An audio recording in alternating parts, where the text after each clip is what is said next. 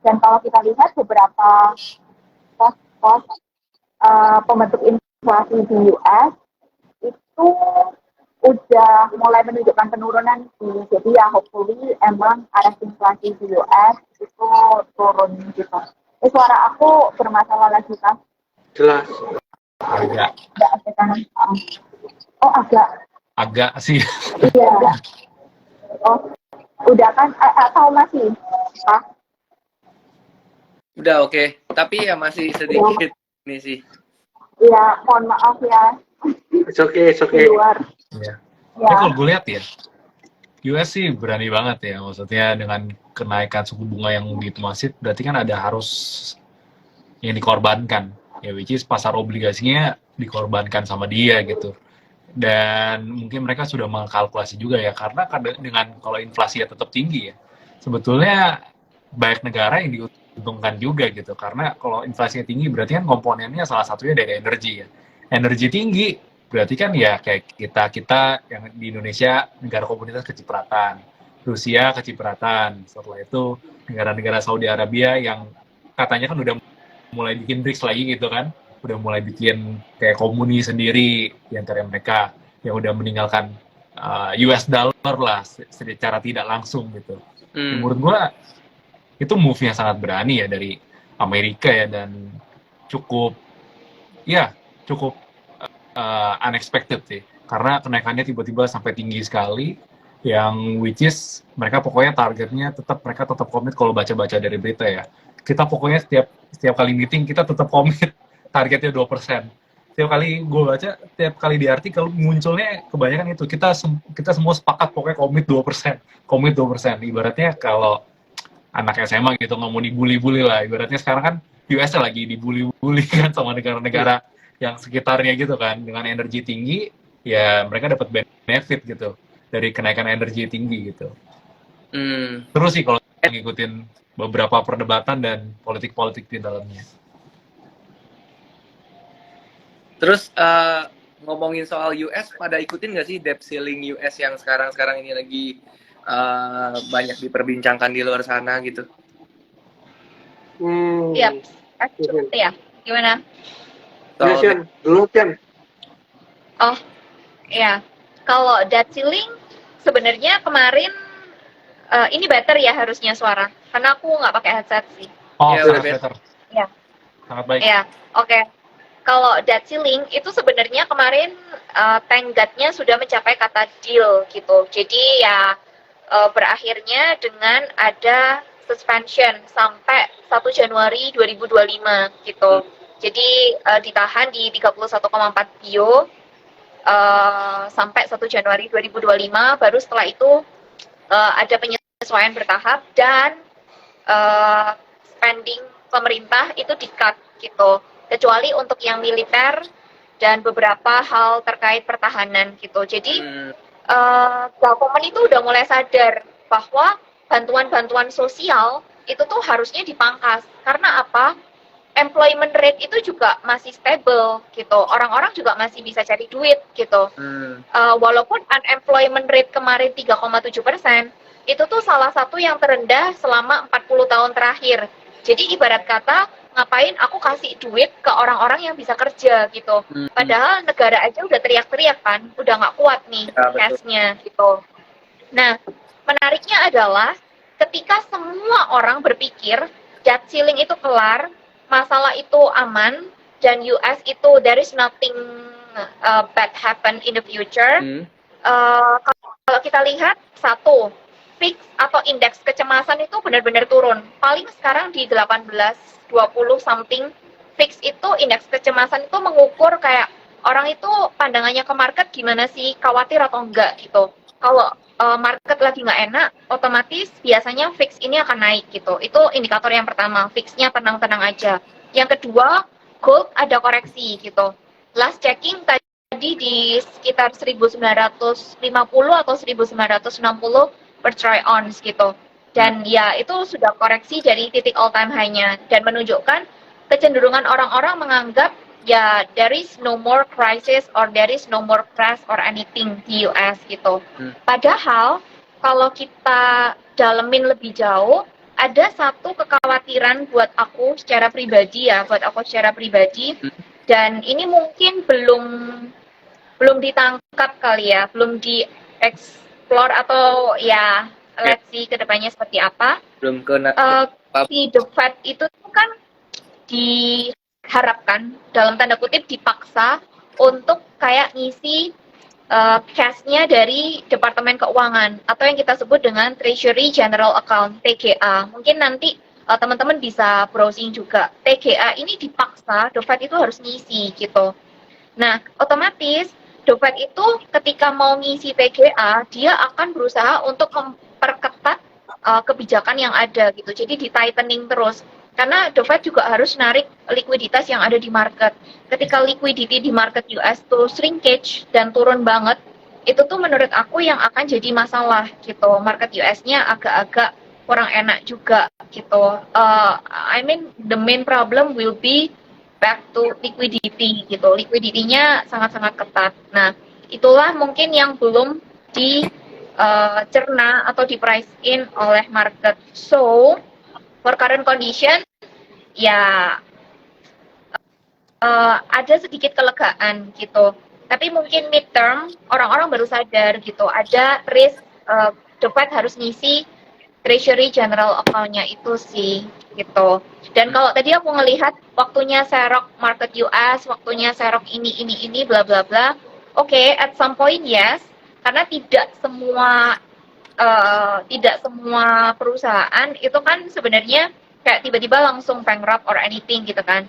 Kayak tadi Ko William sempat mention Nvidia, which is Nvidia perform really well di first quarter, dan dia emang beat expectation juga earnings-nya dan lain sebagainya. Nah, hal-hal seperti itulah yang memang harus lebih dicerna oleh market gitu, yang emang secara performance keuangan company-nya itu kuat gitu. Tapi macro wise, aku pribadi US masih agak gloomy sih, better di emerging market-nya aja gitu. Oke, berarti memang sampai bulan Januari nanti 2024 plafonnya istilah kata debt ceiling-nya tetap di 13,4 triliun itu ya, Shana ya? Sampai 1 Januari 2025 masih ditahan di masih ditahan di 31,4 billion gitu. Ya. Oke. Ya kalau kemarin debt ceiling, waktu debt ceiling naikin kan artinya kan pemerintah US government mereka bakalan terbitin obligasi lagi kan buat nutupin bunga obligasi yang tadinya dia nggak bisa bayar. Ya which is menurut gua waktu di minggu kemarin waktu debt ceilingnya udah ketok palu, USD pasti bakal menguat karena mereka bakal convert dari mata uang asing, let's say GBP atau Euro, mereka bakal convert dari mata uang yang lain ke pair ke USD.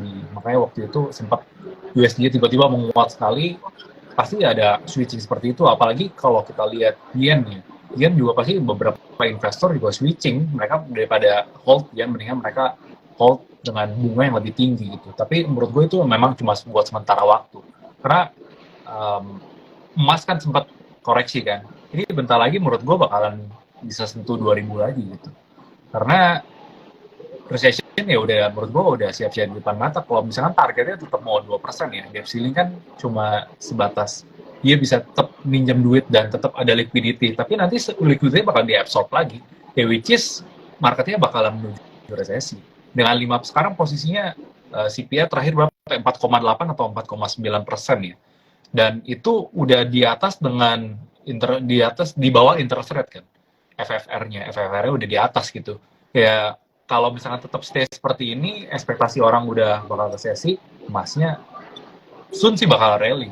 Karena udah no way out ya menurut gue ya kalau di US dollar ya, karena US dollar suatu saat nanti mereka tetap udah harus punya likuiditas yang lagi buat gelontoran lagi di market gitu. Ya cuma sementara waktu USD menguat ya, itu sih kalau menurut gue ya. Dan betul setuju bakalan cukup bumpy road lah buat di US ya. Kalau menurut gue emerging market masih lebih seksi, apalagi emerging market yang ibaratnya jubahnya US dibagi-bagikan ke emerging market, ke kita harga komoditas naik tinggi ya kan. Ini sebenarnya kayak lagi pertarungan antara OPEC dengan US kalau gue lihat ya. Jadi OPEC tetap mau harganya sekian, pokoknya tetap di sekitaran 70. Kalau US maunya di bawah, karena kan itu sangat pengaruh dengan inflasinya dia gitu. Tiap kali harganya turun, OPEC langsung pangkas 1 juta barel per hari gitu kan. Sekarang udah 8 juta barel produksinya per hari. Ya, which is menurut gue ini lagi agak bumpy road lah, karena ada beberapa kubu yang saling bersentuhan gitu lah, biasanya saling bersinggungan. Anyway kan dari tadi William dan Siana kan pada bahas gimana kalau kedepannya kelihatannya nih kalau misalnya akan muncul resesi segala macam yang terjadi di US, kira-kira kalau di Indonesia sendiri itu bakal berdampak nggak sih?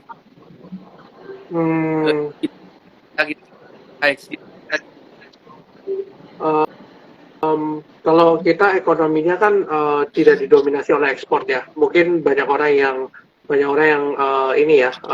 khawatir gitu ya ekonomi Indonesia bakal kenapa-kenapa gitu.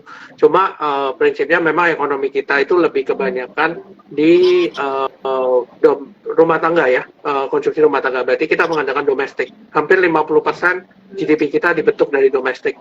Nah, cuma yang kita harus ingat bahwa memang recovery yang terjadi di Indonesia sepertinya tidak even. Kalau gue lihat di misalnya contoh ya di segmen middle high itu bagus banget, tapi yang segmen middle low itu susah banget. Jadi kalau mungkin teman-teman yang mungkin ibaratnya sering ke toko-toko yang misalnya seperti MAPI gitu ya, kalau kita lihat earningnya bagusnya minta ampun. Tapi kalau kita bilang Ralphs, beda lagi ceritanya. Ya kan, beda lagi gitu. Jadi memang kondisinya tidak even karena prediksi gua adalah seperti ini. Prediksi gua adalah ketika kemarin kita naik harga komoditas, kan selalu kan sales dari perusahaan komoditas itu selalu revenue times volume. Berarti kalau kita bicara revenue times volume, price times volume. Berarti kalau misalnya price-nya naik, volumenya tetap secara earning naik, ya. Nah, berarti kalau kita bilang perusahaan coal itu lagi susah mendapatkan pendanaan karena berkaitan dengan ESG kalau kita bilang ya. Nah, berarti tidak ada kapasitas tambahan, berarti tidak ada penyiapan tenaga kerja yang lebih banyak. Nah, makanya itu yang menjelaskan kenapa terjadi ketimpangan ekonomi.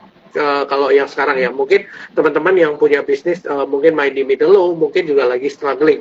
Tapi yang bergerak di middle high, lagi cuannya banget gitu. Jadi memang kelihatan sekali ketimpangannya yang kali ini. Tapi so far pertumbuhan ekonomi kita so far masih cukup baik.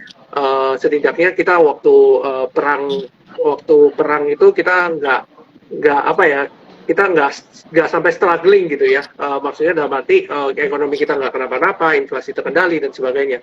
Jadi menurut gua pribadi gitu ya, untuk domestik tidak akan sampai resesi, itu satu. Yang kedua, tapi bukan berarti kita nggak was-was gitu. Kita harus juga memikirkan bahwa apakah ke depan akan terjadi perlambatan ekonomi atau tidak. Ini yang tapi lebih ke arah perlambatan ya, bukan artinya resesi seperti yang kita bayangkan, krisis kayak COVID, nggak seperti itu.